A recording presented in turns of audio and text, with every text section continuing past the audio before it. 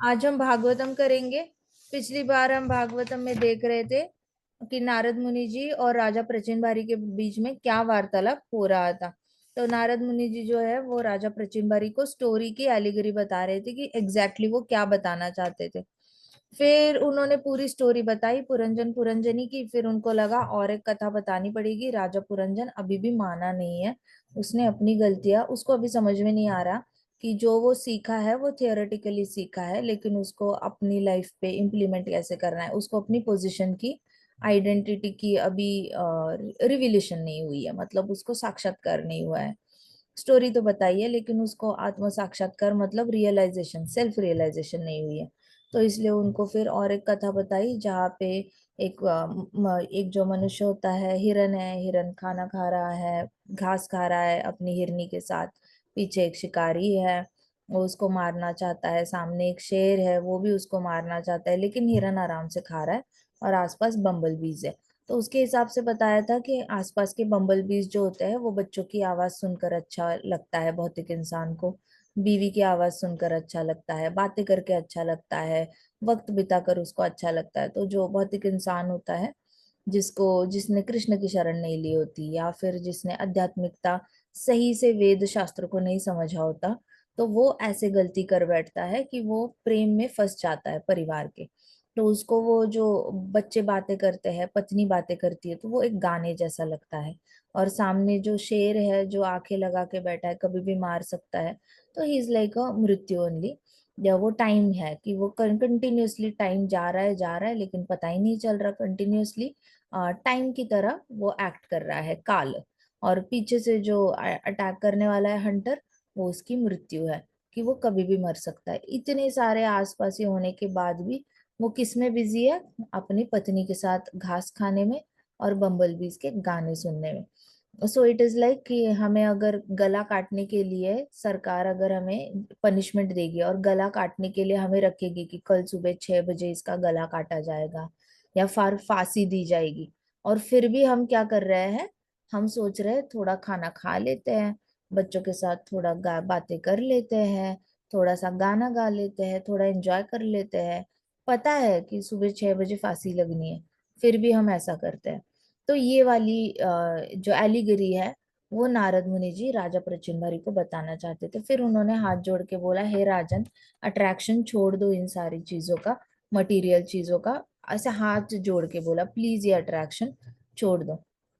तो राजा प्रचिनबारी ने बोला, हे ब्राह्मण, ब्राह्मण देवता, मैंने आपकी बातें बहुत ज्यादा ध्यान से सुनी है, and I am wondering why my previous teachers, मेरे प्रीवियस टीचर्स ने मुझे ये सारी चीजें क्यों नहीं बताई। ऐसे करके वो सोच रहे थे। राजा प्रचिन बारी कह रहे थे कि इतनी इंपॉर्टेंट इन्फॉर्मेशन लेकिन मैंने बाकी टीचर्स ने क्यों नहीं सुनाई।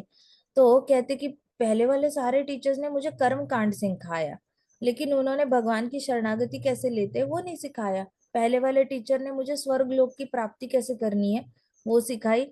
स्वर्ग लोक ना जाते हुए भी स्वर्ग लोक का सुख पृथ्वी पे कैसे लाना है वो भी सिखाया। तो मतलब हाईफाई उसको कर्मकांड यज्ञ सिखाए थे। ठीक है, तो ये सिखाया और इनको बहुत अच्छे से पारंगत किया उसको वेद शास्त्रों में, जिससे कि वो ज्यादा से ज्यादा कमा पाए। स्वर्ग लोक का जितना भी सुख है वो पृथ्वी पे लेकर आए और स्वर्ग जाने की उसको जरूरत ही ना पड़े, वो यहीं पे एंजॉय कर ले। तो ये वाली सारी विद्या जो है वो उसके टीचर्स ने दी। लेकिन कहते कि nobody instructed me in my eternal relationship with Krishna. तो आज राजा प्रचिन बारी कहते कि किसी ने भी मुझे नहीं बताया कि मेरा इटर्नल रिश्ता क्या है, नित्य रिश्ता क्या है कृष्ण के साथ। अब मुझे पता चलता है कि भक्ति में, वैराग्य में और कर्म कांड में क्या फर्क है, ज्ञान में क्या फर्क है, भक्ति में क्या फर्क है, वैराग्य में क्या फर्क है, ये मुझे पता चल गया है। थैंक यू ब्राह्मण। कहते कि आप बहुत काइंड हो, आप बहुत कृपालु हो जो आपने मुझे ये ज्ञान दिया, इतने कम टाइम में दिया। नारद मुनि जी ने बहुत ही कम टाइम में, इतना इजी ज्ञान है, देखा जाए तो भक्ति का ज्ञान बड़ा सरल है। प्रभुपाद ने तो एक ही लाइन में पूरी मतलब पोल ही खोल दी भक्ति योग की। प्रभुपाद ने तो बस चैंट एंड बी हैप्पी बोला था, तो एक लाइन में उन्होंने पोल खोल दी कि भक्ति होती क्या है। इतना ज्यादा आसपास का अगर कोई साइंटिफिक दिमाग नहीं लगाएगा, अपना ब्रेन यूज नहीं करेगा, लॉजिकल दिमाग नहीं लगाएगा, जैसे पंढरपुर के भक्त होते हैं, नीचे आप जाओ बालाजी के यहाँ पे, वैसे वहां पे जैसे भक्त होते हैं ऐसे सिंपल सिंपल सोबर ऐसे रहेंगे, तो उसको एक प्रभुपाद की इंस्ट्रक्शन उसका पूरा जन्म संवार लेगी। लेकिन ये बीच में भौतिक जगत में जो सीखा होता है हमने, साइंस सीखा होता है, लॉजिकल एनालिसिस, रीजनिंग सीखा होता है, एनालिटिकल एबिलिटीज सीखी होती है, उस चक्कर में क्या होता है ना, जो एक इस पॉइंट से इस पॉइंट पे जाना है तो आप सीधे भी जा सकते हो। तो जितने भी मैंने ऐसे गांव के भक्त देखे हैं जो बड़ी इजीली पांडुरंग पांडुरंग विट्ठल विट्ठल कर लेते हैं, नरसिम्हा भगवान की पूजा कर लेते हैं, हनुमान जी को मान लेते हैं, और कृष्णा को मान लेते हैं, विष्णु को मान लेते हैं, गुरुवायूर टेम्पल वहां पे देख लो वहां मान लेते हैं। वो बड़े सिंपल, मतलब गांव में किसी ने आया होता है, किसी ने बोला होता है कि आपने राम नाम लेना है, आपने हरि नाम लेना है, और अपने घर में थोड़ा सा पूजा करनी है, याद करना है भगवान को। इतना भी अगर पूरे गांव को दो इंस्ट्रक्शन भी पता चले ना, वो पूरा गांव भक्त बन जाता है। उसमें वो इतने ज्यादा कॉम्प्लिकेट नहीं करते चीज। नवद्वीप धाम वैसा ही धाम है, बिल्कुल simple simple sober sober. Braj Dham के लोग बड़े सिंपल होते हैं, उनको वो क्या ये नहीं करते, किसी भी कैटेगरी में नहीं डालते प्रूव करने की कि क्या सच में भगवान है या नहीं। तो पता होता है भगवान है, वो कृष्ण ही है। फिर बाकी सारी जगहों पर उनको पता होता है भगवान है, कृष्ण ही है। So simple A to B जाना बहुत सिंपल है। लेकिन हमारे बीच में जो भौतिक जगत का हमें ज्ञान देते हैं, स्पेशली ब्रिटिशर्स आने के बाद जो सिलेबस चेंज हुआ है इंडिया में, तो उसमें यहाँ से यहाँ पहुंचने से पहले हम ऐसे ऐसे ऐसे घूमते रहते हैं, बीच में ही घूमते रहते हैं, R&D करते रहते हैं, रिसर्च रिसर्च रिसर्च। कैसे ही वहां पे ही पहुंचना है क्या, कहीं इधर तो नहीं पहुंचना, इधर तो नहीं पहुंचना, इधर ही पहुंचना है, तो इधर ही इधर घूमते रहते हैं, ऐसे ऐसे ऐसे ऐसे पहुंचेंगे नहीं। जाना है तो सीधा रास्ता भी है, हाईवे भी है, हमें ही पड़ी है कि हम अंदर की गलियों में घूमे, इधर उधर भटके, थोड़ी इंद्रिय तृप्ति करे, किसी से तो बातें करे, और कोई और मार्ग ढूंढ ले, और फिर कोशिश करे कि हाँ वहां पे गए तो गए, फिर तो कोई भूल भुलैया है ना, मटेरियल वर्ल्ड इज भूल भुलैया। एक बार आपने मार्ग बदल दिया तो एक बार आप गए तो गए, भूल भुलैया में आप फंसी गए, वापस मार्ग पे आना मुश्किल होता है। तो हमने देखा था कि राजा प्रचिन बारी ने कहा मुझे बस एक क्वेश्चन है कि for each activity we perform we get results and we experience results in next life, yet the body that was used to perform acts is dead, so how can we enjoy the results of our work done। राजा प्रचिन बारी ने नारद मुनि जी को पूछा कि हम इतनी मेहनत करते हैं कुछ तो कमाने के लिए, लेकिन हमें तो रिजल्ट्स बॉडी मरने के बाद ही मिलते हैं ना, अगले जन्म में ही मिलते हैं। तो बॉडी मरती है तो हम जो मेहनत कर रहे हैं जो कमाने के लिए, वो कैसे मिलेगा, वो एंजॉय कैसे करेंगे, क्योंकि जो भी कर रहे हैं उसका फल तो हमें नेक्स्ट जन्म में ही मिलना है। इसका मतलब राजा प्रचिन बारी जितने भी यज्ञ कर रहा था ना, वो अपनी फ्यूचर लाइफ, मतलब डेथ के बाद की जो लाइफ है, हेवनली लाइफ है जहाँ पे वो स्वर्ग लोक में जाएगा, वहां पे भी लाइफ कंफर्टेबल बनाने के लिए कर रहा था। ऐसा नहीं होता कि जो भी स्वर्गलोक में जाता है वो देवता ही बनता है। यहाँ से कोई कोई स्वर्गलोक में जाके झाड़ू पोछा वाले भी बन सकता है। यहाँ से कोई स्वर्गलोक में गया, उसका थोड़ा सा पुण्य ज्यादा है बाकी लोगों से, अर्थ के तो ज्यादा है, नर्क वालों से तो डेफिनेटली ज्यादा है, लेकिन स्वर्ग में जाकर एक अच्छी पोजीशन पे बैठने के लिए कम है। तो नीचे ऐसे ही कुछ बन सकता है ना, वो गार्डनर बन सकता है, या फिर वो गेट कीपर बन सकता है, या फिर वहां पे बाथरूम क्लीनर बन सकता है, कुछ भी बन सकता है ऐसा कोई, हमें पता नहीं कौन से स्टेटस पे उसको वहां पे जन्म मिलेगा, किसके घर पे जन्म मिलेगा, क्योंकि वहां पे भी काफी सारी ऐसी पॉपुलेशन है जहाँ पे कभी कभी वो स्वर्ग लोक में बिना कान के पैदा हो सकता है, बिना पाँव के पैदा हो सकता है, डिपेंडिंग अपॉन उसने क्या क्या कर्म किए हैं। तो राजा प्राचीन बारी अपनी नेक्स्ट जन्म की पोजीशन जो है वो सिक्योर करके रखना चाहता है। तो मैंने ये देखा था हिमाचल साइड में और नॉर्थ में, जब मैं घूमती थी तो मैंने काफी सारे लोगों से बातें की थी। तो मैं देखती थी तो मैं पूछती थी कि आप हर रोज यहाँ पे इस मंदिर में क्यों आते हो, अच्छा आप यहाँ पे बकरियों को हर रोज क्यों खिलाते हो, आप यहाँ गाय को क्यों खिलाते हो हर रोज, आपका ये क्या रिचुअल है, आप हर रोज डॉग्स को क्यों खिलाते हो, ऐसा क्या है। तो जब भी मैं पूछती थी, मैं ऐसे देखती थी तो मैं पूछ लेती थी कि क्या है, ऐसे क्यों करते हो। तो सब लोग यही बोलते थे कि इनको खिलाने के बाद ना अगले जन्म में ये खाना हमें वापस मिल जाता है। अच्छा इसको खिलाने के बाद अगले जन्म में, तो एक बार मैंने देखा वहां पे शेल्टर बनाया हुआ था, और जो भी ऐसे स्ट्रे डॉग्स थे उनको रहने के लिए जगह दे रहे थे वो लोग। तो मैंने गई, मैंने पूछा उनको हिमाचल में कि ये क्यों कर रहे हो आप लोग। ये डॉग्स को, ये तो बाहर भी घूम सकते हैं, यहाँ पे तो कोई इनको मारने वाला भी नहीं है, ऐसे क्यों कर रहे हो? कहते नहीं नहीं, हम इनके लिए घर बनाएंगे ना, तो अगली बार जब हम स्वर्ग जाएंगे तो वहां पे हमें बहुत अच्छा घर मिलेगा। मैंने कहा यहाँ पे है आपके पास घर? मैंने हंस हंस के ही बोला यहाँ पे है घर आपके पास रहने के लिए? तो कहते हाँ हाँ, हमारी बड़ी कोठी है यहाँ पे। मैंने कहा ये तो बड़ी अच्छी बात है। तो कहते कि ये तो हम अगले जन्म के लिए कर रहे हैं।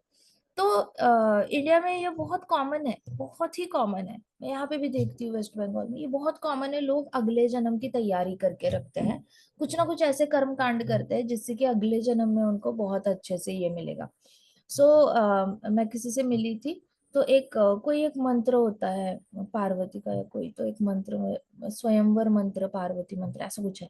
तो वो लोग करते हैं ताकि बहुत अच्छा हस्बैंड मिले, 108 दिन कुछ करना होता है, तो बहुत अच्छे से हस्बैंड मिलता है। तो वो जितना, जब तक फिर वो आप 108 बार करते हो तो बहुत अच्छा मिलता है। तो फिर वो उनकी बेटी से करा रहे थे, तो मैंने कहा ये क्या करा रहे हो आप, ये सब यज्ञ वज्ञ क्यों करा रहे हो?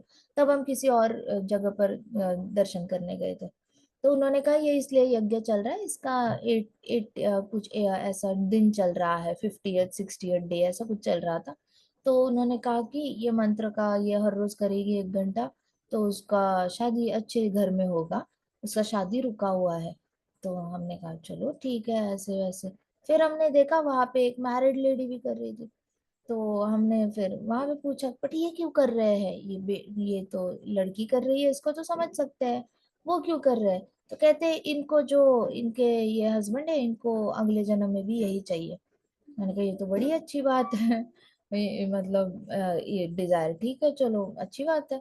फिर हम आगे गए, हम ऐसे परिक्रमा करके आ रहे थे, बड़ा बड़ा मंदिर था, तो काइंड ऑफ परिक्रमा करने में काफी टाइम लग जाता है।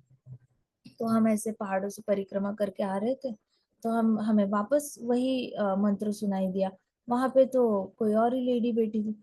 तो हमने पूछा कि ये क्या कर रहा है? तो कहते कि ये हम अगले जन्म में अच्छा हस्बैंड मिले इसके लिए कर रहे हैं।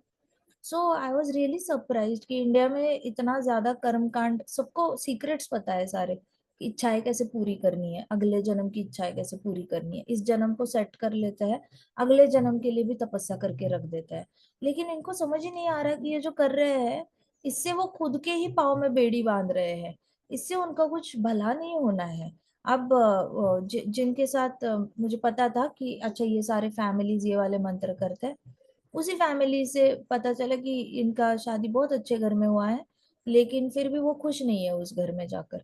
इतना अच्छा घर है उनका, बहुत ही अच्छा घर में शादी हुआ है, but she is not happy over there and she is wanting to come back. तो इस तरीके से आप अपने हाथ में अननेसेसरी डेस्टिनी लेने की कोशिश करते हो, अपनी डेस्टिनी ऐसे करते हो कि बिना कृष्ण के, माइनस कृष्णा, कृष्णा को माइनस करते हो, और फिर अपना अपना लाइफ बनाने की अगर आप कोशिश करते हो, तो उसके जो रिजल्ट्स होते हैं, उसका जो आपको फल मिलता है, जो कामयाबी मिलती है, वो बहुत शॉर्ट लिव्ड होती है, थोड़ी देर के लिए होती है। वो लंबे समय तक आपको सुख नहीं देती, संतुष्टि नहीं देती, ना ही भक्ति के मार्ग पे लेके जाती है, कृष्णा से आसक्त नहीं बनाती। क्योंकि आप तो इंद्रिय तृप्ति में लगे हो, आपने तो वेद शास्त्रों को अपनी मर्जी के लिए यूज किया।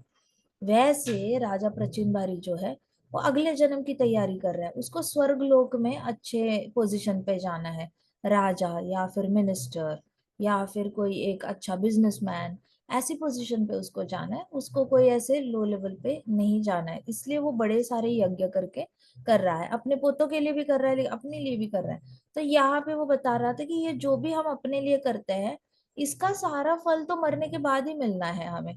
तो वो जो अपनी फैमिली के लिए कर रहा है वो तो छोड़ के चला जाएगा, लेकिन जेन्युइन यज्ञ का जो उसको अच्छा फल मिलना है, वो इस जन्म में तो उसको मिलने से रहा, वो ऑलरेडी राजा है। अब इससे अच्छा क्या होगा उसका इस जन्म में? ये तो मतलब आपने एकदम ही पीक चढ़ लिया ना लाइफ में, कि आप राजा बन गए। अब इससे अच्छा आपको क्या एक्सपेक्टेशन है? तो उसको अभी अगले जन्म में भी राजा ही बनना है, और वो रिस्क नहीं करना चाहता अपनी पोजीशन, उसको अगले जन्म में भी हायर लेवल पे ही जाना है। तो उसने नारद मुनि जी को कहा कि मैं ये सब हम करते हैं, लेकिन इसका फल तो बॉडी पेरिश होने के बाद ही मिलेगा, मतलब बॉडी खत्म होने के बाद ही मिलेगा बॉडी को, तो इसके लिए बॉडी को राख बनना पड़ेगा। तो हम कैसे एंजॉय कर सकते हैं बिना बॉडी के? और अगले जन्म में जो मिलेगा, तब याद थोड़ी ना रहेगा कि मैंने पिछले जन्म में ये कमाने के लिए मेहनत की है, वो याद नहीं रहेगा। तो अगले जन्म में उसका सुख कैसे मैं उपभोगूंगा, क्योंकि आपको जब याद नहीं रहता आपने मेहनत करी हुई है, तो आपको सुख दर्द करने लगता है। जैसे एक बच्चा बहुत रिच फैमिली में जन्मता है और उसको थोड़ा सा पिताजी टाइम ना दे दे, या फिर माँ थोड़ी सी बिजी हो जाए, तो उसको बड़ा दुख होता है। तो इसको कहते हैं कि पुअर रिच किड्स, ऐसे कहा जाता है। पुअर रिच किड्स मतलब बेचारे अमीर बच्चे, ऐसा कहा जाता है। तो बेचारे अमीर बच्चे कौन होते हैं? जो बहुत अच्छे घर में परिवार में जन्म तो ले लेते हैं, लेकिन उनको कोई ना कोई मन का दुख उनको काटता रहता है कि पिताजी टाइम नहीं बिताते, माँ टाइम नहीं बिताती मेरे साथ, ये बिजी रहते हैं, अपना अपना करते रहते हैं। तो पुअर रिच किड्स ऐसे कहा गया है। प्रभुपाद इनको कहते थे कि ये वही जीवात्माएं हैं जिनको पिछले जन्म में इन लोगों ने ही बड़ी मेहनत करी है अच्छे घर में अच्छा स्थान प्राप्त करने के लिए। अब उनकी मेहनत जब रंग लाई है, तो उनको बुरा लग रहा है कि ये तो सब कुछ है ही लेकिन वो नहीं है, ये तो सब कुछ है ही लेकिन वो नहीं है। ऐसे करके अगर माँ भी टाइम देगी तो ये लोग रोएंगे कि पिताजी टाइम नहीं देते, पिताजी टाइम देंगे तो रोएंगे कि माँ स्ट्रिक्ट है। तो कुछ ना कुछ करके जीवात्माओं ने रोना ही रोना होता है। अच्छी जगह पे जन्म लेने के बाद भी वो जीवात्मा रोती है, क्योंकि उसको याद नहीं रहता उसने कितना एफर्ट किया है इस पोजीशन पे पहुंचने के लिए। तो राजा प्रचिनबारी यही बोल रहे हैं कि फायदा क्या जब शरीर ही खत्म हो जाएगा, याद ही नहीं रहेगा अगले जन्म में कि ये सब कुछ पाने के लिए मैंने यज्ञ करे हुए, बहुत मेहनत करी हुई है, तो मैं इसका फल एंजॉय कैसे कर पाऊंगा। तो मुझे इसका ये कैलकुलेशन समझ में नहीं आता। राजा प्रचिनबारी ने नारद मुनि जी को कहा कि मुझे ये इक्वेशन ही समझ में नहीं आता कि मेहनत करो लेकिन फल एंजॉय करने का कोई मौका नहीं मिलता। तो नारद मुनि जी ने कहा, आहा, नाउ आई गेट इट। कहते ओ अब मुझे पता चला। तो राजा प्रचिनबारी इतनी देर से जो पूरी कथा सुन रहे थे ना, उससे उनको बस इतनी ही चिंता हो रही थी कि अगले जन्म में मेरा क्या होगा, मतलब जो भी मिलेगा तब मुझे याद कैसे रहेगा। तो नारद मुनि जी ने कहा, this is because the gross body is force to act by the subtle body. कहते क्योंकि तुम्हारा जो शरीर है उसको फोर्स करती है तुम्हारी सूक्ष्म शरीर। तुम्हारा जो स्थूल शरीर है, earth water fire air ether से बना हुआ, उसको पुश पुश कौन कर रहा है? मन बुद्धि अहंकार वाला शरीर। तो मन बुद्धि अहंकार के अंदर जितना कचरा भरा पड़ा है ना, वो कचरा पुश करेगा एक स्पेसिफिक टाइप की बॉडी लेने के लिए। तो मरते वक्त अगर स्त्री के बारे में सोचा है, तो मन में स्त्री है, बुद्धि में स्त्री है, और अहंकार में भी स्त्री के बारे में ही सोचा, तो वो पुश कर रहा है, ये तीनों चीजें पुश कर रही है। और अगली बॉडी आपको स्त्री की मिल रही है। मरते वक्त तो पुरुष की तरह मर रहे हो, लेकिन जन्म ले रहे हो तो स्त्री की तरह जन्म ले रहे हो। इसलिए स्त्रियों का जन्म ऐसे ये समझा जाता है, निम्न जन्म समझा जाता है। ऐसे नहीं कि एक बार भक्त बन जाओ तो आप स्त्री नहीं रहते, पुरुष नहीं रहते, आप तो बस जीव रहते हो, जीवात्मा रहते हो जो कृष्ण की दास हो। तो अपने आप को कम नहीं समझना है। अगर स्त्री की बॉडी में है, कृष्ण भक्ति करते जाओ, अपने आप ही अंदर से वो कॉन्सेप्ट ही चला जाएगा कि मैं स्त्री हूँ या मैं पुरुष हूँ। वो आपको कभी मुंह पे आके भी किसी ने कहा ना कि अरे आप बिल्कुल ही स्टूपिड स्त्री हो, आपको कुछ बुरा नहीं लगेगा। अरे आप तो लेस इंटेलिजेंट स्त्री हो, आपको कुछ नहीं लगेगा। आपको लगेगा कि इसको आत्मा का ज्ञान ही नहीं है, क्या करे, चलो इसको टाइम है, इसके लिए दिल्ली दूर है, अभी सीखेगा, आगे जाके सीख जाएगा आत्मा क्या होती है।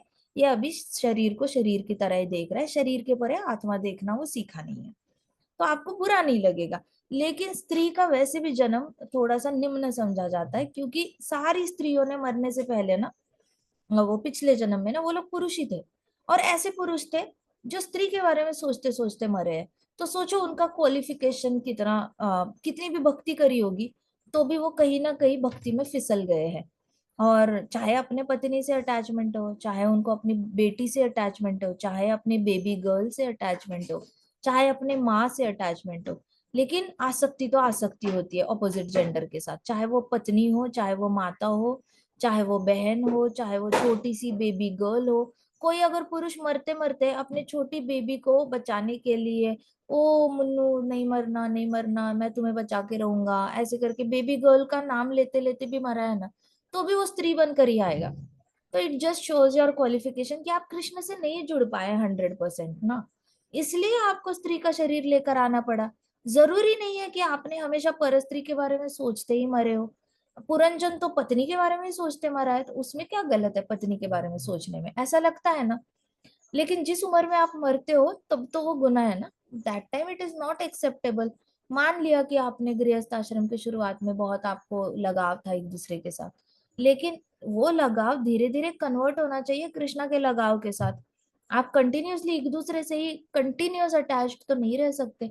अटैचमेंट विद डिटैचमेंट होना चाहिए कि हाँ चलो, सारी जीवात्माओं के लिए जो दया भाव है, सारी जीवात्माओं के लिए जो प्रेम है, वही प्रेम हम परिवार में बांटते हैं।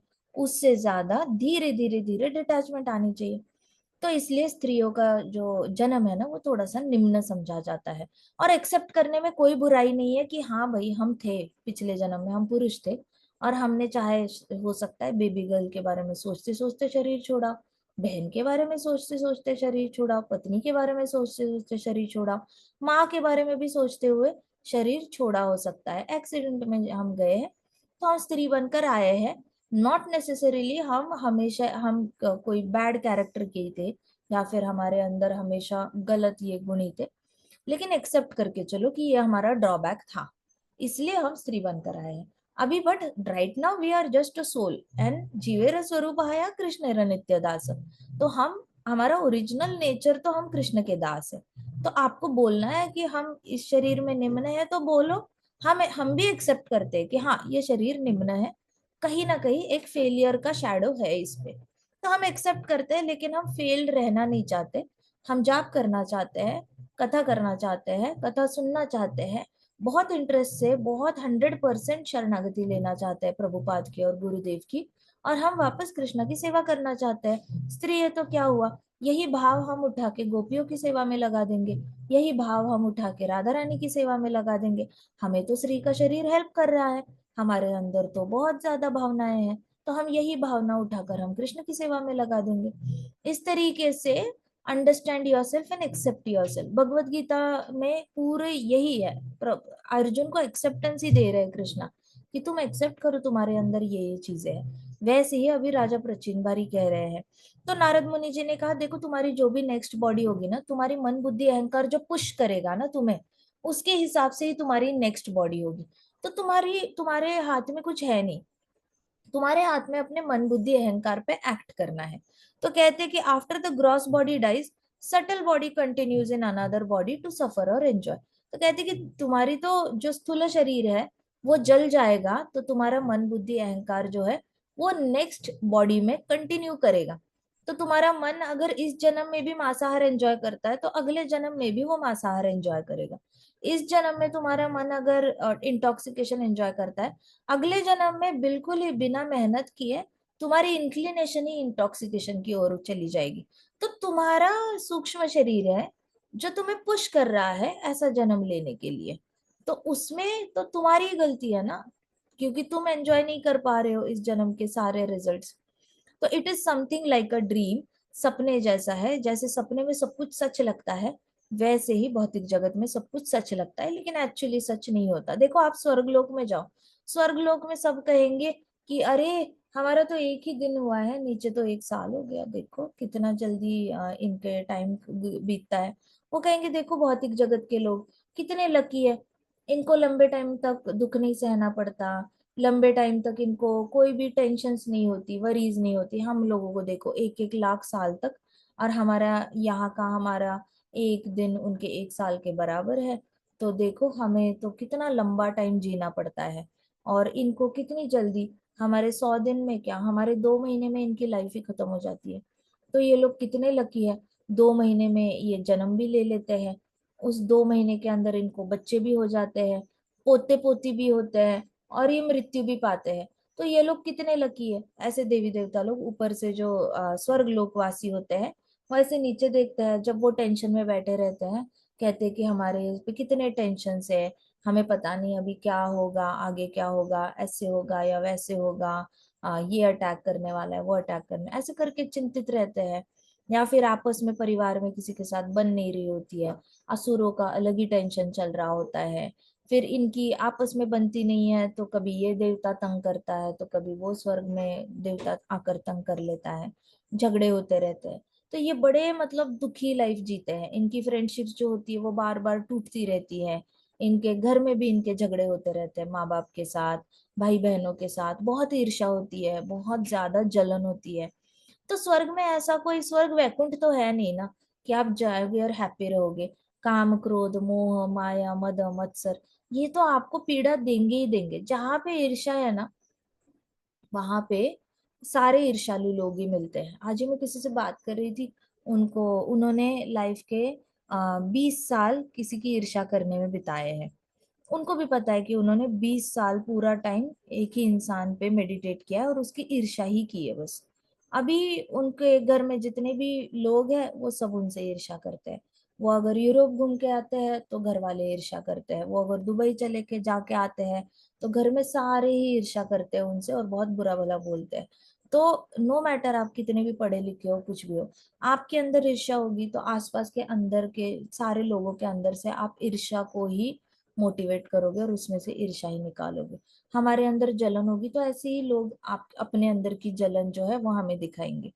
तो ये स्वर्ग लोक में भी ये दुख होते हैं, ईर्ष्या के दुख होते हैं, जलन के दुख होते हैं। तभी तो हम इतनी सारी कथाएं सुनते हैं, स्वर्ग में इंद्र ने इसके साथ ऐसे किया, इसकी पत्नी को ऐसे तंग किया वैसे तंग किया, अपना हक जताया, फिर इसने उसको श्राप दिया।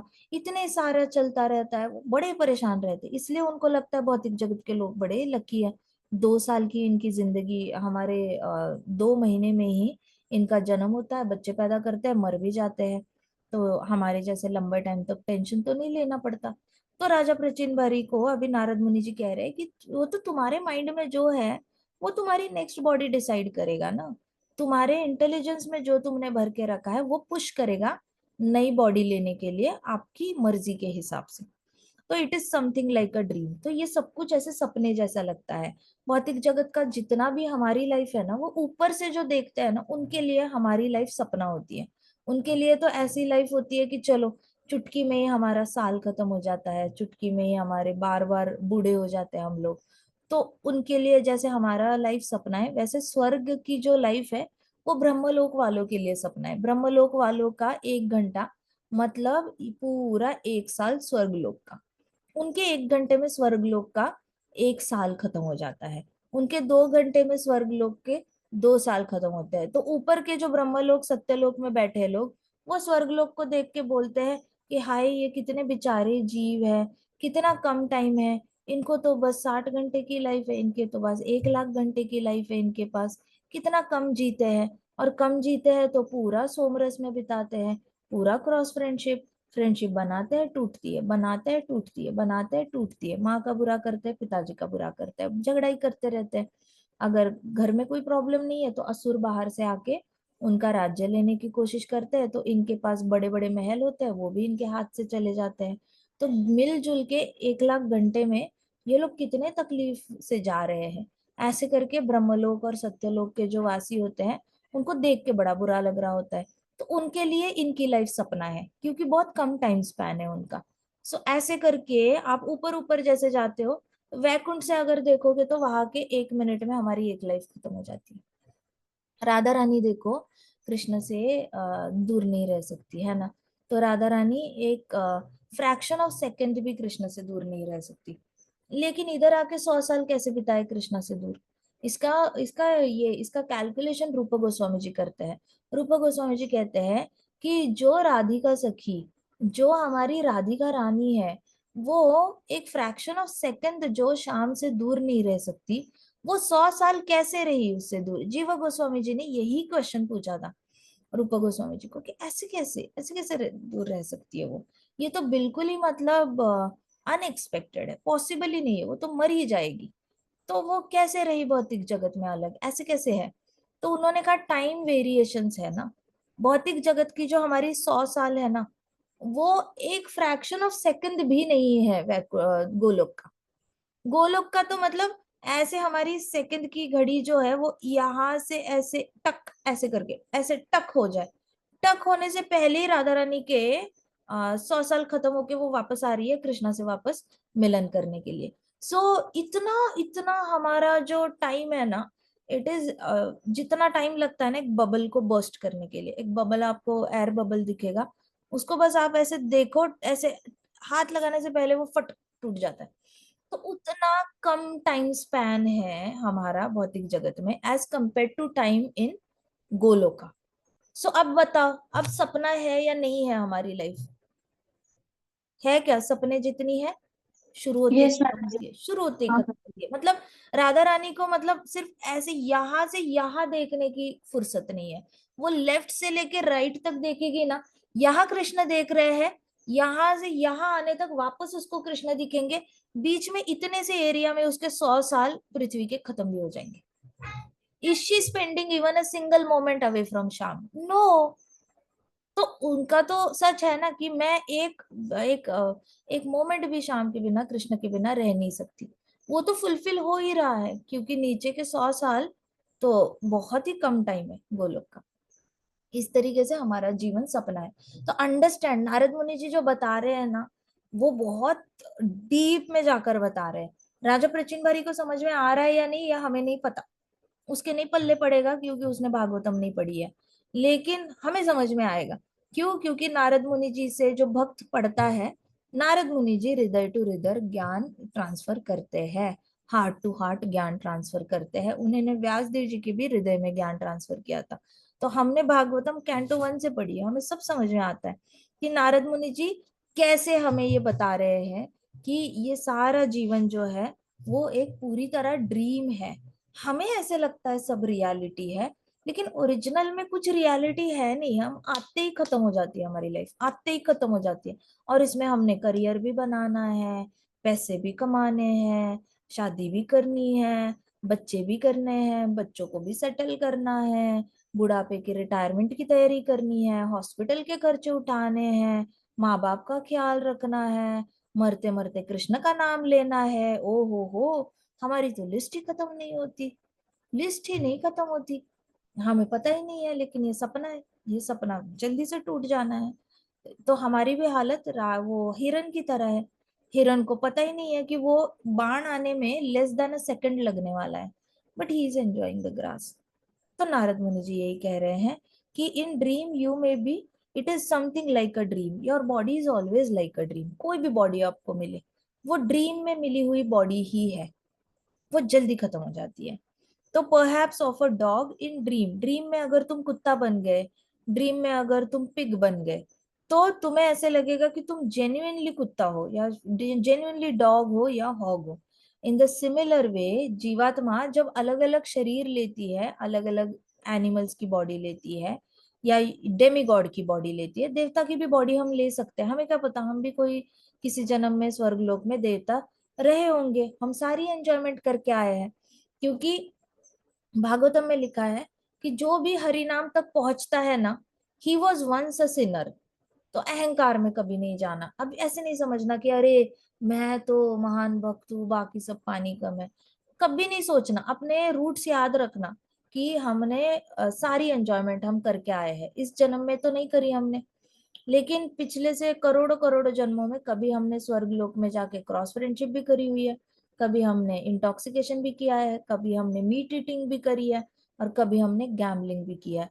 एक्सेप्ट करने में कोई गलती नहीं है, बस याद रहना, ताकि कभी भक्ति का भी अहंकार ना हो। दास है ना, वो दास ही रहता है, दास को अहंकार शोभा नहीं देता, मास्टर को शोभा देता है। अगर कृष्णा थोड़ी सी ऐड करे ना कि देखो मैं सुंदर हूं, तो बोलो कृष्णा आप हो ही सुंदर, आप बोल क्यों रहे हो, आपको बोलने की जरूरत ही नहीं है। हम नहीं सोच सकते किसी भी तरीके से, क्योंकि जिसको भी हम जिस दिन बुरा बोलेंगे ना, ये देखो ये बुरा है, तो वो हम करके आए हैं पिछले करोड़ों करोड़ों जन्मों में। अब हमारे पास अधिकार ही नहीं है किसी को बुरा बोलने का, because we were once that kind of person. Understood? तो इस तरीके से हमें तो ये बॉडी भी सपना है हमारा। हमें लग रहा है कि ये we are forever in this body, but in the same way living entity gives up the gross body, enters demigod body और एनिमल बॉडी और human body, and considers it to be itself and enjoys the results of his past life. तो जिस भी body में जाओगे, past life के results enjoy करोगे। अब देखो कुछ कुछ कुत्ते जो है मर्सिडीज में घूमते हैं, देखा है किसी किसी का पेट मर्सिडीज में घूमता है। इंसानों को मर्सिडीज नहीं मिलती, कभी कभी इंसानों को पूरी लाइफ लग जाती है मर्सिडीज खरीदने में।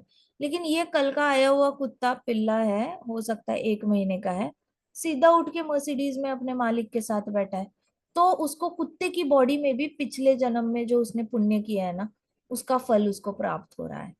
तो महाराज कहते थे कि कभी ऐसे ड्रीम नहीं रखना चाहिए कि मुझे बड़ी कार चाहिए, या फिर मुझे बड़ा बंगला चाहिए, मुझे अमेरिका में ही रहना है, मुझे यूरोप में ही रहना है, मुझे ऐसे देश में रहना है। किसी किसी का सपना होता है मुझे अंटार्कटिका जाना है, वहीं पे रहना है।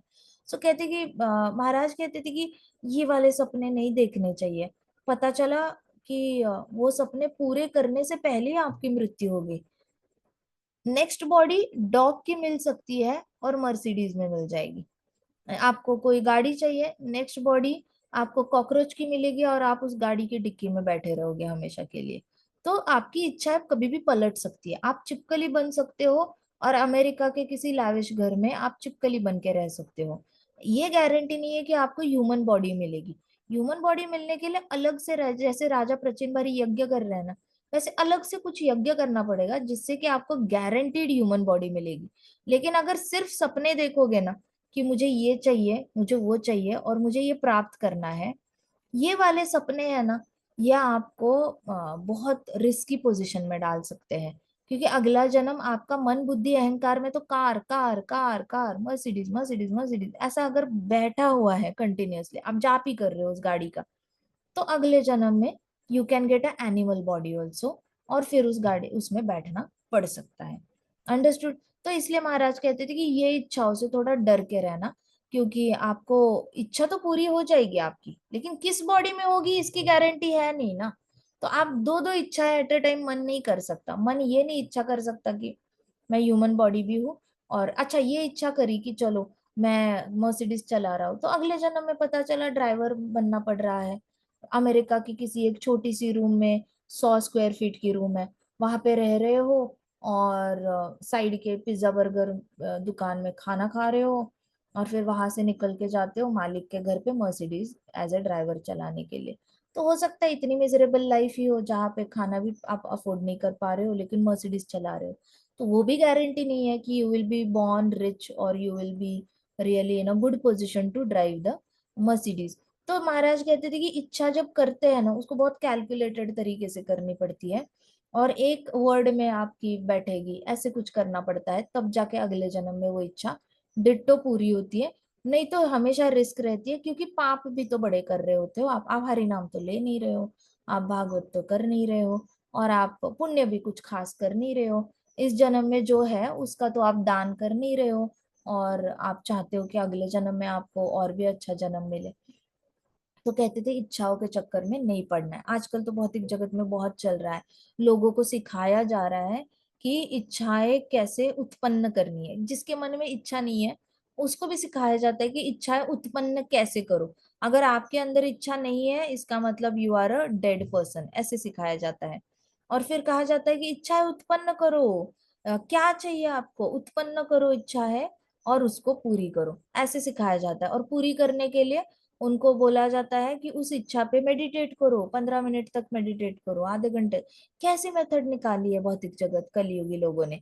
ये तो अगर मान लो उनकी इच्छा पूरी नहीं हुई, इन्होंने तो जन्म लेके वापस आना है वो इच्छा पूरी करने के लिए, तो कितना रिस्की मेथड है ये। तो महाराज कहते थे ऐसे वाले सारे मेथड से हमेशा दूर रहना। तो भक्त जो है वो ये सारे काम नहीं करता। कुछ कुछ लोग तो फिर भी कर लेते हैं, depends on who is instructing them. But Bhagavatam says that राजा प्रचिन बारी को अगर इंस्ट्रक्शन मिली है ना, अगर नारद मुनि जी हाथ जोड़ के बोल रहे हैं ना, हे राजन ये सारे अट्रैक्शंस को त्याग दो, तो इसका मतलब ये हमारे लिए भी इंस्ट्रक्शन है भागवतम की, कि प्लीज ऐसे अट्रैक्शंस को त्याग दो, इससे किसी का भला नहीं होना, हमारा तो बिल्कुल नहीं होना भला।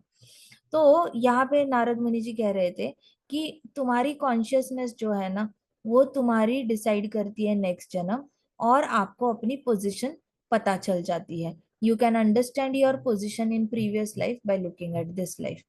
तो राजा ने कहा देयरफॉर, अभी नारद मुनि जी कहा, my dear king, mind is cause of attaining a particular body. A caterpillar transports itself from one leaf to another. वैसे ही सटल बॉडी एक बॉडी से दूसरी बॉडी में ट्रांसफर हो जाती है। जैसे एक कैटरपिलर होता है, एक पत्ते को खाते खाते दूसरे पत्ते पे चढ़ जाता है, वैसे ही हमारी जो स्थूल सूक्ष्म शरीर है, मन बुद्धि और अहंकार, वो एक शरीर से निकाल के बड़े ही स्मूथली दूसरे शरीर में एंटर कर जाता है। फिर नारद मुनि जी ने कहा, राजा ने कहा, नारद मुनि जी ये बताओ मुझे कि ये सब कुछ एंड कैसे करे। अब राजा प्रचिनबारी ने पहली बार कुछ ढंग का सवाल पूछा था। अभी तक तो वो अपनी इसके बारे में ही सोच रहा था, इंद्रिय तृप्ति के बारे में। उसको लग रहा था कि मैं 100 साल तक एक सिलेबस की पढ़ाई करता हूँ, उसके ऊपर साइंस प्रैक्टिकल्स करता हूँ, और 100 साल बाद कोई आके मुझे बोल देता है कि वो सब्जेक्ट ही गलत है, तो मुझे तो बुरा लगेगा ना कि मेरी पढ़ाई का फल क्या हुआ अभी। अब मेरा क्या होगा? मैंने तो 100 साल वेस्ट कर दिए। तो वैसे राजा प्रचिनबारी ने तो हजारों साल वेस्ट किए थे पढ़ाई करने में, वेद शास्त्रों की पढ़ाई करके इम्प्लीमेंट करने में। सडनली एक दिन आके बताते हैं कि तुम्हारी किताबें ही गलत है, तो उसको इतना शौक लगा होता है। फिर वो कहता है कि अब मैंने इतना सब कुछ किया है, मैं मुझे तो याद ही नहीं रहेगा, मैं एंजॉय कैसे करूंगा इसका फल। तब भी नारद मुनि जी बताते हैं कि नहीं नहीं, एंजॉय तो आप, तुम्हारी तो एंजॉयमेंट डिपेंड करेगी कि तुम क्या सोच रहे हो मरते हुए। तुम अगर एंजॉयमेंट के बारे में ही सोचते हुए मरे तो तुम्हारी अगले जन्म में एंजॉयमेंट हो जाएगी।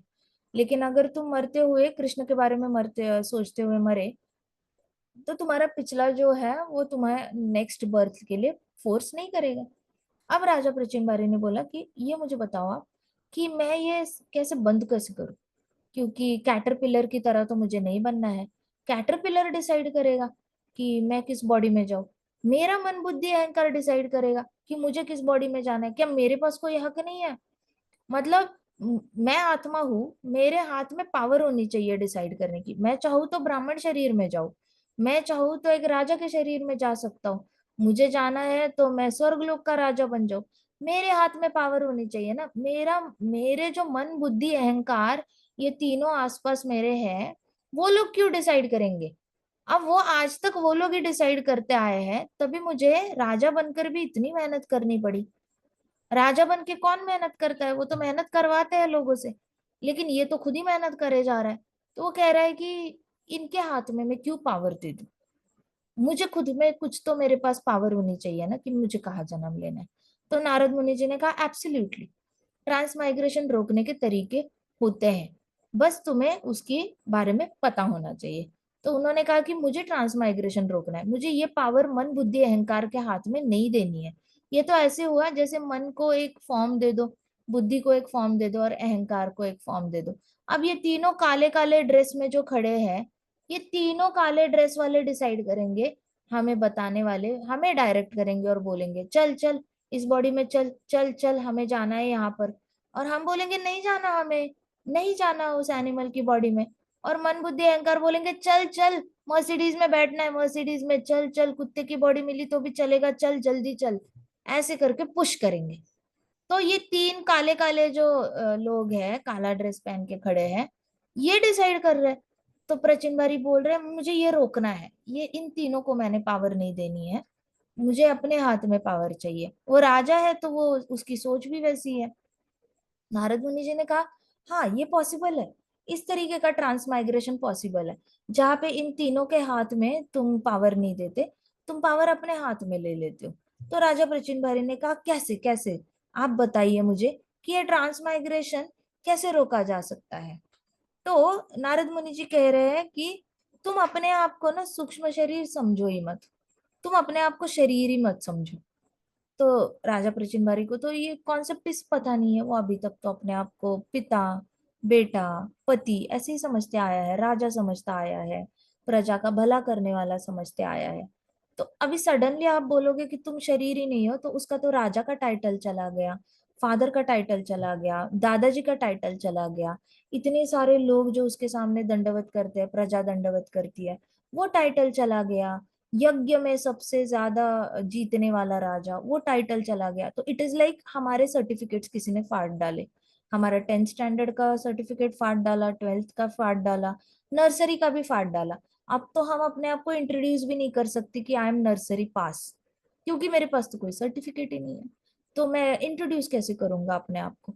तो वैसे राजा के सारे टाइटल्स मानो ऐसे चिथड़े चिथड़े हो गए जब नारद मुनि जी ने कहा कि तुम अपने आप को सूक्ष्म शरीर भी मत समझो और स्थूल शरीर भी मत समझो।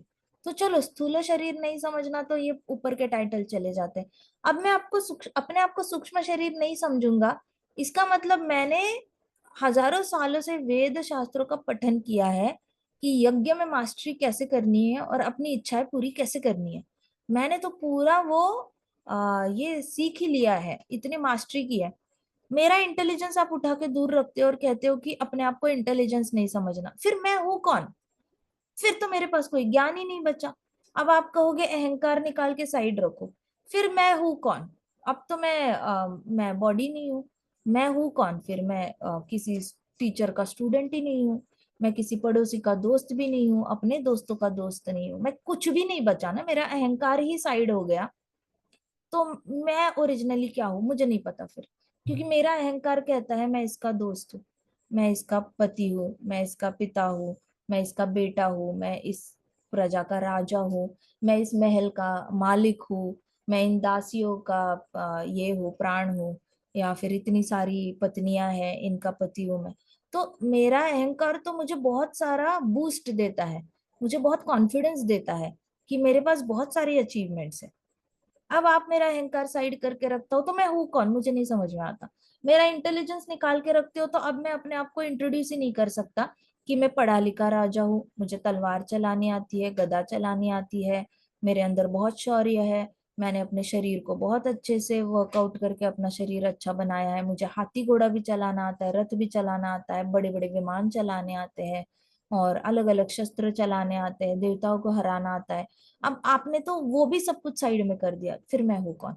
तो राजा प्रचिन बारी को बहुत ही शौक लगा जब नारद मुनि जी ने कहा कि तुम अपने आप को ना ना सूक्ष्म शरीर समझो, ना स्थूल शरीर समझो। अब उन्होंने कहा कि मन को भी साइड करो, सूक्ष्म शरीर में मन को भी साइड करना पड़ता है। तो अगर मन ही साइड हो गया तो अब मैं क्या सोचूं, क्या मैं फिर? मन ही नहीं है मेरा। सपोज कहते हैं ना, why are you acting like a absent minded person, ऐसे कहते हैं ना टीचर्स। एब्सेंट माइंडेड क्लास में हो, फिर भी पता नहीं कितनी बार रोल नंबर बोला, सुनाई नहीं देता, यस सर तो बोलना चाहिए, कितनी बार पूछा होमवर्क किया या नहीं किया, आंसर क्यों नहीं करते, आधे घंटे से हमने आपको कुछ सिखाया, आपका ध्यान ही नहीं है, एब्सेंट माइंडेड हो क्या, ऐसे कहते हैं ना। एब्सेंट माइंडेड का मतलब ही होता है कि आपके एक्चुअल में आपके पास सोचने के लिए कुछ बचता ही नहीं है। तो अभी राजा वाज लाइक कि अगर मेरा मन निकाल के आप साइड में रख दोगे तो मुझे पता ही नहीं चलेगा मैंने सोचना क्या है, ना मेरे पास पीछे का कुछ सोचने के लिए है, ना मुझे आगे का कुछ प्लान बना सकते हो। मैं तो 2 मिनट आगे का प्लान भी नहीं बना सकता, मतलब मैं ये भी प्लान नहीं बना सकता कि मेरा नेक्स्ट जो मैं वॉक करने वाला हूँ तो मैंने राइट साइड में स्टेप रखना है या लेफ्ट साइड में स्टेप रखना है, वो भी मेरे हाथ से पावर चली जाती है। तो फिर मैं हूं कौन? अब तो उसका सब कुछ, it was like ripping off his titles, ripping off जैसे कोर्ट मार्शल होता है सब निकाल देते हैं, वैसे रिप ऑफ किया उसको। नारद मुनि जी ने जैसे ही ऐसे बोला, राजा के आंखें बड़े हो गई। उसने कभी सोचा नहीं था कि नारद मुनि जी ऐसे बोलेंगे।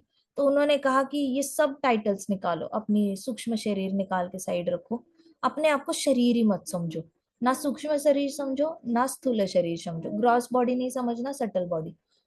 तो क्या करना है फिर? कहते कि अपना माइंड जो है ना, वो कृष्ण के बारे में, लॉर्ड के बारे में, think about Lord with devotion heart से।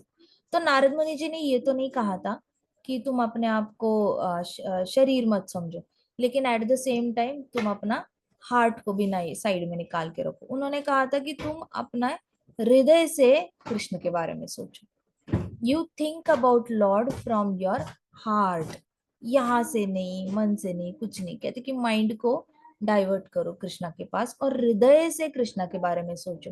तो जब हम ब्रज स्टोरीज करते थे, जब हम 10th कैंटो कर रहे थे कृष्णा के, हम सब कितने हैप्पी रहते थे, हम हंसते रहते थे हमेशा। क्यों? क्योंकि हम हार्ट से कृष्णा को याद करते थे। कृष्णा ने ऐसे किया, कृष्णा ने वैसे किया, तो हम लोग नेचुरली स्माइल आ जाती थी and everybody used to rejoice that stories. क्यों होता है? क्योंकि हार्ट से कृष्णा को याद करते हैं। तो वैसे नारद मुनि जी ने कहा कि तुम हार्ट से भगवान को याद करो, अपने मन को भगवान की ओर लेके जाओ, और फिर हार्ट से उनको स्मरण करो और उनकी सेवा करो। Everything is under his control, so surrender your heart unto him and in his loving service. तो कहते हैं अपना हृदय जो है वो अर्पण करो आप कृष्ण के लिए, भगवान के लिए अपना हृदय अर्पण करो, और उनकी सेवा में बिजी हो जाओ। एंगेज होना मतलब क्या होता है? बिजी होना। वैसे तो सब लोग सुबह से लेकर शाम तक बिजी रहते हैं, ऐसा कोई नहीं है जो बिजी नहीं रहता, कुछ ना कुछ तो करता ही रहता है इंसान। लेकिन सच में बिजी होना है तो किस में बिजी होना है? भगवान की सेवा में बिजी होना है। तो नारद मुनि जी ने कहा तुम एक काम करो, तुम बस अपने हृदय को कृष्णा के चरणों में डाल दो और दिन भर प्रेम से उनकी सेवा में बिजी हो जाओ। मतलब एक तो होती है सेवा करना रिचुअल की तरह, और दूसरा होता है प्रेम से सेवा करना। तो रिचुअल क्या कहता है, सुबह उठ के भागते भागते जाना है, तुलसी माता का वो जो ये है प्लांटर उठाना है, यहाँ से यहाँ रखना है, धूप में रखना है, थोड़ी सी मिट्टी कुरेदनी है, थोड़ा सा पानी स्प्रिंकल करना है, जल्दी से चंदन वंदन लगा के पूजा करनी है, फिर आना है कृष्णा के पास, डीटी वर्शिप करनी है, भागो भागो ये करो वो करो। ये रिचुअल हुआ। लेकिन जो प्यार से करता है, हृदय लगा कर करता है कि अरे तुलसी माता है, तो थोड़ा सा हाथ तुलसी माता पे ऐसे ऐसे घुमा लिया, बोला माता कैसे, ठीक है सब ठीक है, हरे कृष्णा कृष्णा कृष्णा हरे हरे, हरे राम। अब वो प्यार है, अब वो हृदय से निकल रहा है। अब ऐसे ही करना जिसमें कोई इमोशन नहीं है, रिचुअल करना है कि चलो खत्म करना है काम, ये मेरी सेवा है, सबने बोला है कि हर रोज तुलसी का पौधा बाहर रखना है, धूप में रखना है, तो मैं बस जाकर रख के आ गया। उसमें कोई फीलिंग नहीं है। अगर फीलिंग नहीं है तो वो रिचुअल है। फीलिंग के साथ किया, थोड़ा तुलसी माता को टच किया, थोड़ा उनके साथ बातें कर ली, हरि का नाम लिया, तुलसी माता को बोल दिया, माता ज्यादा धूप लगे तो बता देना, याद दिला देना, हम आपको अंदर ला देंगे। ऐसे करके if you nicely communicate with Tulsi माता, तो वो हृदय से सेवा होगी। ऐसे हर सेवा हृदय से की जा सकती है। ये तो बस मैंने एक सिंपल सेवा बताई। हर सेवा हृदय से की जा सकती है, प्रोवाइडेड हमें पता होना चाहिए कि नारद मुनि जी ने बताया है हृदय लगाकर सेवा करो, दिल लगाकर सेवा करो, मन को डाइवर्ट करो और दिल लगाकर सेवा करो। ये नारद मुनि जी की इंस्ट्रक्शन है। अब इसको हम क्या ही आर्ग्यू करेंगे इस इंस्ट्रक्शन पे। तो नारद मुनि जी फिर हंसने लग गए और उनको बहुत खुशी हुई अ, राजा प्रचिनबारी के चेहरे को देखकर। पहली बार राजा प्रचिनबारी की आंखों में चमक आई थी। राजा प्रचिनबारी को पहली बार पता चला था कि ऑन ग्राउंड उन्होंने करना क्या है। पहले तो he had come out of thinking कि मैंने जो ये किया है, मैंने जो मेहनत करी है, उसका मुझे फल नहीं मिला तो भी चलेगा। ये वाला पहली बार उनके अंदर आ गया था। अभी तक तो वो यही सोच रहे थे, मेहनत किए तो फल मिलना चाहिए, मेहनत किए तो फल मिलना चाहिए। अब पहली बार राजा प्रचिन भारी एक बहुत ही अच्छी स्टेट में आ चुके थे, जहाँ पे सोच रहे थे कि मैंने हजारों हजारों साल तक यज्ञ किए हैं, लेकिन उस यज्ञ का फल नहीं मिला ना तो भी चलेगा, लेकिन मुझे अपना हृदय ऑफर करना है कृष्णा को। Now that is the highest level of achievement. इसके परे कोई अचीवमेंट हो नहीं सकती, जहां पे आप रिनंसिएशन तक आपकी भक्ति चली जाती है। सो जब भी आप मेहनत करते हो ना, बोर्ड एग्जाम्स के लिए तैयारी कर रहे हो, बहुत मेहनत करो, but by the end of exam खत्म हो जाते हैं ना, उस वक्त आपके अंदर डिटैचमेंट आ जानी चाहिए, रिनंसिएशन आना ही चाहिए कि चलो जितनी मेहनत की थी पूरे साल में, अगर उस मेहनत के उतने रिजल्ट्स नहीं आए ना, still I am okay, I just want to serve Krishna. मुझे छुट्टियों में सिर्फ कीर्तन करना है, हर कीर्तन डांस प्रोग्राम अटेंड करना है, मैंने ढेर सारा डांस करना है, और बहुत अच्छे से शास्त्र पढ़ने हैं, ढेर सारा मुझे जाप करना है। मुझे बहुत मजा आता है ये करने में, तो मजे से करो, हृदय लगा कर करो, दिल लगा कर सेवा करो। कुछ नहीं है, मंदिर जाओ झाड़ू मारो, कुछ नहीं है, घर में मंदिर है आपके, घर में पोछा लगाओ मंदिर के सामने, अपना जो मंदिर है वो साफ करते रहो करते रहो करते रहो, इतना साफ करो इतना साफ करो कि आपको और ज्यादा साफ करने का मन करे। तो ये करते रहो, पूरी तरह डिटैच हो जाओ। अपनी मेहनत से डिटैच होना बहुत जरूरी होता है। हम लोग भी जब काम करते हैं, हमें पता होता है कि काम कर रहे हैं, लेकिन भगवान के हाथ में ही सारा फल है, तो हम लोग काम करके छोड़ देते हैं, जो देना है देंगे, नहीं देना नहीं देंगे, मर्जी है, देना है तो दे देंगे, नहीं देना तो वैसे भी उनकी मर्जी चलनी है, वैसे भी कृष्णा ने पूरे वर्ल्ड को डोमिनेट करके रखा है। देना है रिजल्ट तो ही देते हैं Krishna, he is equally naughty भी, नॉटी भी है, उनको देने की मर्जी करती है तो ही देते हैं, नहीं मर्जी करती देने की तो बिल्कुल भी नहीं देते, चाहे आप उनके सामने हाथ पैर गिड़गिड़ाओ, but he will not give you. तो अगर पता है हमारे भगवान जिद्दी है, वो यशोदा मैया से जब यशोदा मैया की बात नहीं मानी उन्होंने, ना नंद बाबा की बात मानी, ना गोपियों की बात मानी, किसी की बात नहीं मानी, कृष्णा ने अपने पूरी लाइफ में मनमर्जी करी है, अब क्यों नहीं करेंगे हमारी लाइफ के साथ भी उन्होंने वही करना है। तो कुछ फायदा है ये सोचकर कि मेहनत की है तो फल मिलना ही चाहिए? ये कहाँ से रूल आया है? ये कहाँ से, कौन कहता है कि मेहनत का फल मीठा होता है? कभी कभी मेहनत का फल मिलता भी नहीं है। There are all the possible chances in the world कि आप बहुत मेहनत करो लेकिन फल नहीं मिलेगा। बिकॉज कृष्णा है, कृष्णा विल डिसाइड, फल देने वाले तो वो है। जितनी जल्दी एक्सेप्ट करोगे ना that yes Krishna has some reason behind whatever he does, कितनी भी मेहनत करो कभी कभी आपको बिल्कुल भी फल नहीं मिलता। हमारे पास मार्कंडेय ऋषि के पहले की कथा पता है हमें, उनके माता पिता कितनी मेहनत करते थे पुत्र प्राप्त करने के लिए, कितनी ज्यादा, इतने सालों से उनको रिजल्ट नहीं आते। ऐसे कितने सारे लोग होते हैं पूरी लाइफ मेहनत करते हैं कि कहीं से तो पुत्र प्राप्ति हो, बच्चा हो, बच्चा हो। पूरी लाइफ दे इधर उधर घूमते हैं, एस्ट्रोलॉजर को दिखाते हैं, ये यज्ञ वो यज्ञ, 108 दिन का यज्ञ करेंगे, ये मंत्र पठन करेंगे, वो मंत्र पठन, घर में ये फ्रेम लगाओ, वो फ्रेम लगाओ, इतना जल चढ़ाओ, कितना कुछ तपस्या नहीं करते। लेकिन हम गए थे, उत्तराखंड गए थे, तो वहां पे हम लोग गंगा के यहाँ पे थे। तो वहां पे हमें पता चला था कि वहां पे एक हम गए थे, राम मंदिर था। तो वहां पे हमें पता चला था कि एक कपल आया था कहीं से। तो वो लोग हर रोज गंगा, गंगा इतनी ठंडी है, इतना ठंडा पानी है, और वो लोग रात के 2:30 बजे जाकर गंगा में खड़े हो जाते थे। क्यों खड़े हो रहे हैं भाई, क्यों, मतलब पाँव नम हो रहे हैं, चिल्ली वाटर है इतना, और गंगा बहुत फास्ट बहती है, ऐसा मतलब गए तो गए काम से, she so fast over there. और वहां पे आप क्यों कर रहे हो, बच्चा नहीं हो रहा। कितने साल हो गए शादी को, 22 साल हो गए, क्यों कर रहे हो, बच्चा नहीं हो रहा। और पंडित उनको और ज्यादा ये दे रहे हैं वहां पे, उनके हाथ में कुछ ना कुछ पकड़ा रहे हैं और कह रहे हैं कि ये आपने रात के 2:30 बजे जाना है गंगा में, आपने ये करना है। हुआ नहीं हुआ गॉड नोज, बट मेहनत बड़ी कर रहे हैं। तो आपको मेहनत का फल मिलेगा ही मिलेगा, इसकी कोई गारंटी नहीं है। नो वेयर शास्त्रास में लिखा है ये करने के बाद डेफिनेटली मिलेगा। कई बार आपके यज्ञ भी फेल हो जाते हैं, अटेम्प्ट्स भी फेल हो जाते हैं, सब कुछ फेल होने के 100% चांसेस है। इफ कृष्णा डिसाइड्स ना कि आपको फल नहीं देना है तो नहीं मिलेगा। तो अभी इससे अच्छा रिनंसिएट हो जाओ। मेहनत करी है ना, अब छोड़ दो कृष्णा के ऊपर। और जो नारद मुनि जी बता रहे हैं वो सुनो, किसी की नहीं सुनना, नारद मुनि जी की तो सुन लो। नारद मुनि जी कह रहे हैं कि देखो राजन, आपको अपने आप को बॉडी नहीं समझना है, जो मेहनत की है एक्सेप्ट करके चलो कि नहीं मिला तो भी चलेगा, बट आपको हृदय, आपको कृष्णा को ऑफर कर लेना है। सो किंग्स आईज लिट अप, पहली बार राजा के आंखों में चमक आ गई थी, उनको अंदर से इतना ज्यादा भाव आया नारद मुनि जी के लिए और कृष्णा के लिए। और उनको ऐसा लगा कि बहुत ज्यादा ज्ञान उनके हृदय, उनका हृदय प्रकाशित हुआ है, उनको हार्ट से ऐसे भाव फील हुआ कृष्णा के लिए। So his heart fled, ignited with emotion and flood of knowledge. उनको हार्ट में नॉलेज की फीलिंग आई कि ये वाला तो आज तक किसी ने नहीं बताया था कि इतना आसान तरीके से मैं इससे ट्रांसमाइग्रेशन से बाहर आ सकता हूँ। ये जो मन बुद्धि अहंकार विलन साइड में खड़े हैं, मैं इनसे मुक्त हो सकता हूँ। इसका मेथड जो है वो आप भी पता चला। ही वॉज वेरी हैप्पी, उनके आंखों में चमक थी और हृदय में पूरी तरह भाव आ गया था कृष्ण भगवान के लिए। उन्होंने कहा कि he was ready to renounce his kingdom now.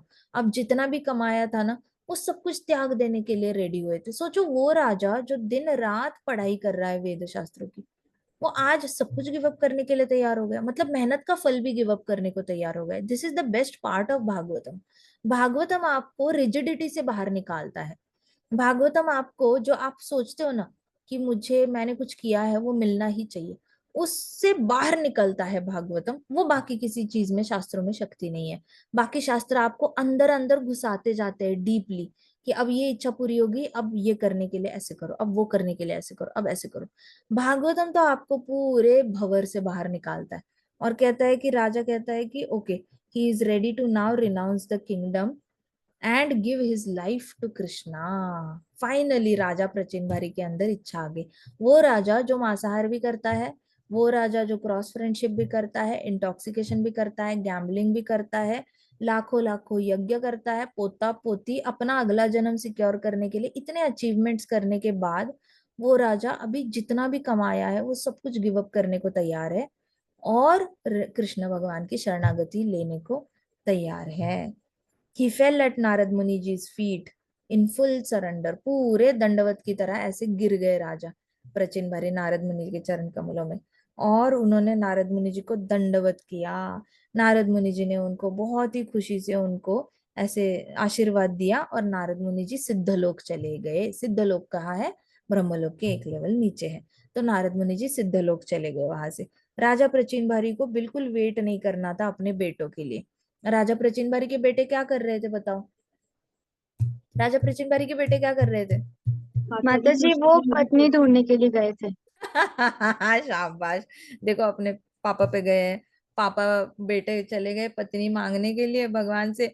पीछे ये राजा प्रचिन भारी ने और ज्यादा 100 शादियां कर ली थी।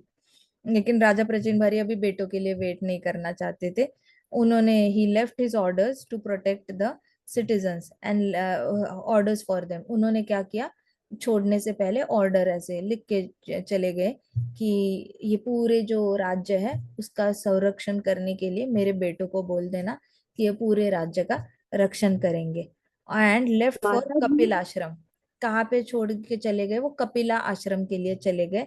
Where he performed austerities. वहां पे जाके उन्होंने कृष्ण भक्ति में तपस्या करी। And achieved his goal of going back to godhead. फिर उन्होंने अपना लक्ष्य प्राप्त कर लिया। Going back to godhead, Vaikuntha जाने का लक्ष्य प्राप्त कर लिया। इससे हमें पता क्या चलता है? It is never too late to go to Vaikuntha. कभी ये नहीं समझना कि मुझे लेट हुआ है कृष्ण भक्ति करने के लिए। लाइफ के लास्ट के 1 साल में भी आपको अगर गुरु मिल गए और उन्होंने आपको दिशा दिखाई ना नारद मुनि की तरह, तो मरने से पहले 1 साल भी काफी है, मरने से पहले 1 घंटा भी काफी है। You can go back to godhead. गुरु की जो कृपा होती है ना वो इतना ज्यादा अनलिमिटेड अपनी सुकृति ट्रांसफर करते हैं ना, बिना पैसे लिए, बिना कुछ हमसे रिटर्न में लिए अपनी सुकृति ट्रांसफर करते हैं। और हमारे हृदय में इतना ज्ञान का प्रकाश कर देते हैं। कौन है जो करेगा? गुरु करते हैं और कोई नहीं कर। और कृष्णा ने ये अधिकार किसी और को दिया ही नहीं है। तो गुरु हृदय में इतना ज्ञान प्रकाशित कर देते हैं कि आपको अगर वो गुरु मरने से पहले 1 घंटा भी आ गए ना तो भी आपका उद्धार हो सकता है। तो it is never too late to start the devotional process. ठीक है? कभी लेट नहीं समझना। कभी ऐसे नहीं समझना कि हाय मेरे से गलती हो गई, मेरे से 10 साल वेस्ट हो गए, मेरे से 40 साल वेस्ट हो गए, 50 साल वेस्ट हो गए। अपने आप को ब्लेम करना मतलब भी अपने आप से प्यार करना ही है। ये तो ऐसे हुआ कि अहंकार एक टाइम पे कहता है तू बहुत अच्छा है, एक टाइम पे अहंकार आकर कहता है तू बहुत बुरा है। अभी से अहंकार की सुननी है काले वाले। हाँ बोलो बोलो। बोलो वसुधा। कुछ हाँ बोल। माता जी मुझे तो ये बात बतानी थी कि जो किंग प्राचीन भारी के जो बच्चे हैं प्रचेतास, वो तो कृष्णा पे मेडिटेट कर रहे हैं ना। उन्हें शिव हाँ जी ने गाइड किया था। हाँ। अभी हमें पता नहीं ना प्रचितास का क्या होगा। देखते हैं आगे क्या होता है। मतलब मुझे तो पता है लेकिन मैं सस्पेंस किल नहीं करना चाहती। आगे देखते हैं हम कथा में क्या होता है प्रचितास का। ठीक है? ओके माता जी। वैसे तो करदमा मुनि ने भी नारायण भगवान पे ही मेडिटेट किया था, उनको तो देवहूति माता मिल गई ना। हाँ या ना? हाँ माता जी मिल गई। बस फिर कृष्णा पे डिपेंड करता है ना, कृष्णा को क्या देना है। ठीक है जी। चलो। ग्रंथराज श्रीमद् भागवतम की जय। श्रील प्रभुपाद की जय। श्री श्री राधा श्याम सुंदर की जय। श्री श्री कृष्ण बलराम की जय। वृंदावन धाम की जय। समस्त भक्त वृंद की जय। हरे कृष्णा कृष्णा कृष्णा हरे हरे, हरे राम राम राम हरे हरे। हरे कृष्णा वासुदेव की जय। हरे कृष्ण।